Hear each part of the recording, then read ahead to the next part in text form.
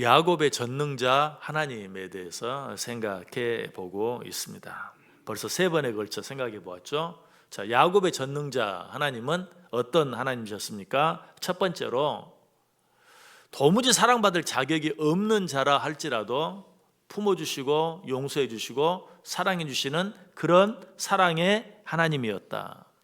자, 그런데 그 사랑이 아무리 크고 많다 할지라도 그분이 무능하시다면 마땅히 해주고 싶은 어떤 것을 할 수 없을 수도 있다고 그랬어요.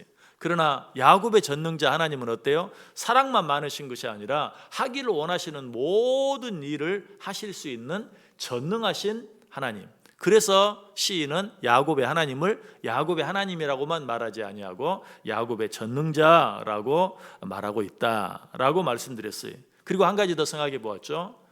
하나님이 아무리 사랑이 많고 또 아무리 능력이 많다 할지라도 그 사랑이 끝까지 가지 아니하면 아무 의미가 없다고 그랬어요. 그런 경우에는 오히려 능력이 많으면 많을수록 그 사람에게 손해가 될 수도 있다.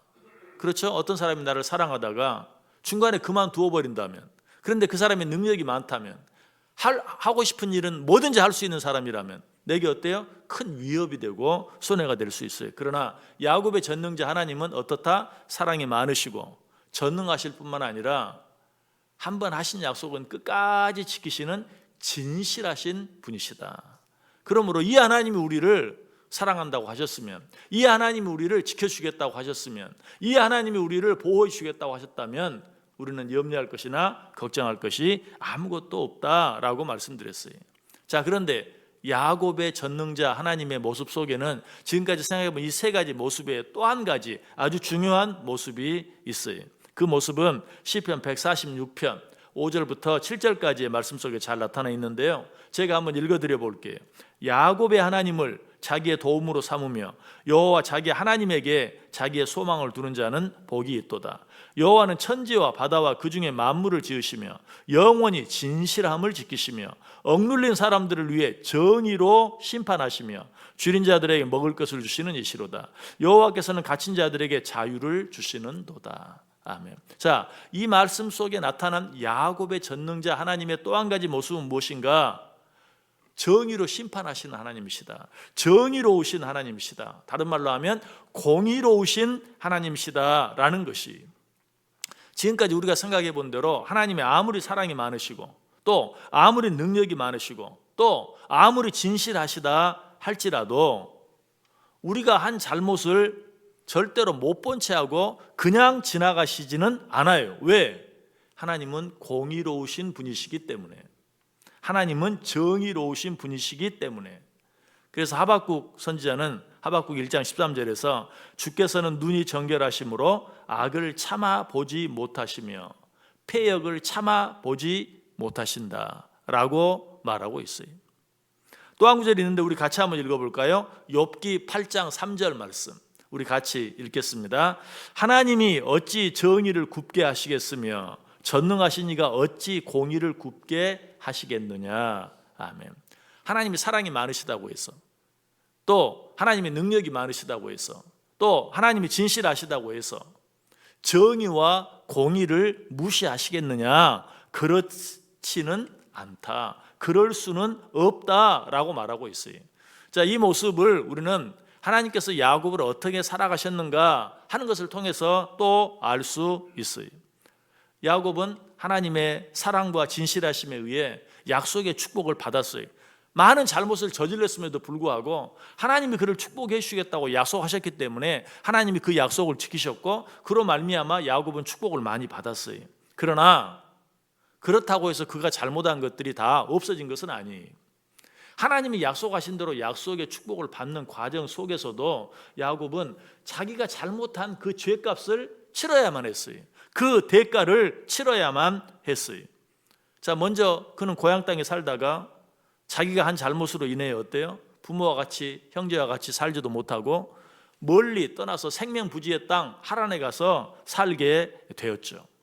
또 그곳에 가서는 어땠습니까? 삼촌 라반을 만나서 뼈 빠지게 일하고도 자기의 품삯을 여러 번이나 떼어 먹힘을 당하는 그런 일을 당해야만 했어요. 그것뿐만이 아니죠. 야곱은 삼촌 라반의 딸 라헬을 사랑했는데 삼촌 라반과 열심히 일해주면 라헬을 아내로 맡기로 약속을 했는데도 삼촌에게 속임을 당해서 자기가 전혀 사랑하지 않는 라헬의 언니 레아와 결혼해야만 한 한마디로 요즘 말로 하면 결혼 사기를 당한 것이죠. 그런 일도 야곱은 당해야만 했어요. 또 어쨌든 하나님께서 그와 하신 약속을 지키심으로 말미암아 야곱은 이제 하라는 땅을 떠나서 고향 땅으로 돌아오게 되었죠. 그런데 그 돌아오는 과정에 어떤 일이 생겼습니까? 자기가 가장 사랑했던 이 라헬이 누구를 낳습니까? 막내 베냐민을 낳죠. 나타가 난산으로 인해서 노중에 생명을 잃는, 자기가 가장 사랑하는 아내를 잃는, 그래서 그 아내 라헬의 무덤을 노중에 만들어야 하는 그런 슬픔을 당하기도 했어요. 또 그 후에는 자신이 가장 사랑하는 아들 요셉을 가장 사랑했죠. 자기가 가장 사랑하는 아내 라헬이 낳았던 요셉을 가장 사랑했는데 그 요셉이 다른 형제들의 시기를 받아서 어때요? 외국 땅에 팔림을 당하잖아요. 팔림을 당했다고만 알았으면 그래도 내 아들이 살아있다라는 생각으로 여러 가지 슬픔들을 이길 수 있었을 거예요. 형들이 거짓말하죠. 뭐라고? 요셉이 동물에게 찢겨 죽었다. 그래서 이 야곱은 자기의 가장 사랑하는 아들이 살아있음에도 불구하고 죽었다고 생각하면서 평생을 슬픔 가운데 살아야 하는 그런 인생을 살게 되는 것이에요. 또 인생 말년은 어때요? 흉년으로 인해서 자기 아들들을 너희들 애굽에 가서 식량 좀 얻어가지고 와라 라고 보냈다가 이번엔 어때요? 자기가 가장 사랑하는 아내 라헬이 낳았던 두 아들 누구입니까? 요셉과 베냐민. 요셉은 살았지만 죽은 줄 알았고 이제 요셉이 없으니까 베냐민을 사랑하면서 살았는데 그 베냐민마저도 애굽의 인질로 잡히게 되는 그런 절대절명의 위기를 만나게 되죠. 여러분, 야곱의 삶이 어떠했습니까? 분명 하나님의 약속 속에 살았고 하나님께서 약속하신 축복, 내가 너를 반드시 이 땅으로 돌아오게 해주겠다. 하나님은 진실하시기 때문에 그 약속을 지키셔서 고향 땅으로 돌아오게 되었어요. 또 많은 재물을 모을 수도 있었어요. 그럼에도 불구하고 그 인생 과정을 생각하면 어때? 너무나 힘들고 어려웠어요. 야곱이 자기의 삶이 얼마나 힘들고 어려웠던지 나중에 애굽 왕 바로 앞에 섰을 때 자기 인생을 가리켜서 뭐라고 말합니까? 우리 그 야곱의 고백 한번 같이 읽어볼까요? 창세기 47장 9절 말씀 같이 있습니다. 야곱이 바로에게 아뢰되 내 나그네 길이 세월이 130년이니이다.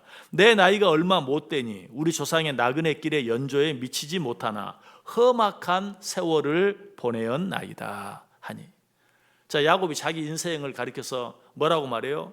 내가 험악한 세월을 보내었나이다. 무슨 말이에요? 정말 힘들고 어려운 시간을 보내었나이다. 야곱 왜 그런 시간을 보내야 했습니까? 오늘 본문이 야곱의 전능자, 하나님을 지금 뭐라고 불러요? 야곱의 전능자, 야곱의 하나님. 왜? 하나님이 야곱을 그렇게 사랑하셨어요.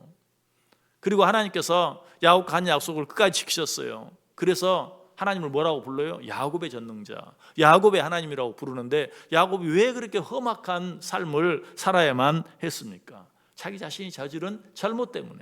무슨 말이에요? 아무리 하나님의 사랑이 많고 아무리 하나님의 능력이 많고 아무리 하나님이 진실하시다 할지라도 우리가 한 잘못을 그냥 넘어가지는 않아요. 그 잘못에 대한 대가는 치르게 하세요. 그로 인해서 야곱의 삶이 그처럼 험난하고 험악한 삶이 될 수밖에 없었다라는 것이, 이것이 무엇이에요? 하나님의 공의. 우리는 하나님의 사랑에 대해서 너무 잘 알아요. 하나님의 능력에 대해서도 잘 알아요. 하나님의 진실하심에 대해서도 잘 알아요. 그러면서도 우리는 뭘 잘 몰라요? 하나님의 공의에 대해서는 잘 알지 못할 때가 있어요. 우리는 하나님의 사랑과 하나님의 능력과 하나님의 진실하심에 대해서도 알아야 될 뿐만 아니라 무엇도 하나님의 공의에 대해서도 알아야 돼요. 야곱뿐만이 아니 야곱의 할아버지 아브라함도 마찬가지였어요. 하나님께서 아브라함에게 아들을 주시겠다고 약속하셨죠. 그렇지만 아브라함은 그 사실을 믿지 못했어요. 그럼에도 불구하고 하나님은 약속하셨기 때문에 그가 100세 되었을 때 아들 이삭을 주셨어요. 그런데 아브라함은 사실 그 약속을 알지 못하고 하나님이 약속하신 아들을 주기 전에 여종을 통해서 이스마엘을 낳았죠. 그래도 하나님께서는 당신께서 하신 약속은 지켜주셨지만 아브라함은 어때요? 자기가 한 잘못, 자기가 한 실수, 여종 하가를 통해서 이스마엘을 낳은 것 때문에 평생 어려운 일을 당해야만 했어요. 이 이삭과 이스마엘이 늘 싸우고 다퉈요. 그들만 싸우고 다퉜습니까? 아니, 이삭의 후예와 이스마엘의 후예들이 자자손손이 두 민족이 되어서 서로 다투고 지금까지도 다투고 있는 모습을 보게 돼요. 이것이 우리의 잘못에 대해서 하나님께서 책망하시고 징계하시는 모습이에요. 이것이 우리가 믿는 하나님의 공의로우신 모습이에요. 그러므로 우리는 이 세상을 살 때 어떻게 살아야 됩니까? 하나님은 사랑의 하나님이시다. 하나님은 능력이 많으시다. 하나님은 진실하시다. 그래서 한번 하신 약속은 반드시 지키신다라는 사실을 생각하며 어떤 경우라도 기뻐하고 감사하고 찬송하며 살아야 돼요.